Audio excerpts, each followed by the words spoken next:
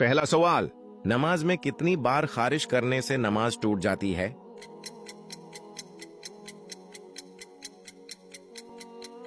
इसका जवाब है 3 बार। अगला सवाल, सबसे पहले नमाज की इमामत किसने की थी?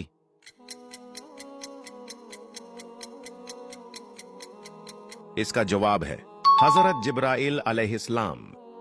अगला सवाल, कुरान मजीद की कौन सी सूरत पढ़ने से दिल की घबराहट दूर होती है?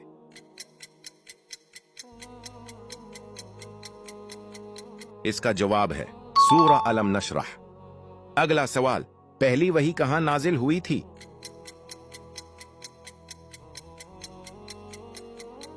इसका जवाब है गारे हिरा। आखिरी सवाल, इस्लाम के बुनियादी अरकान कितने हैं?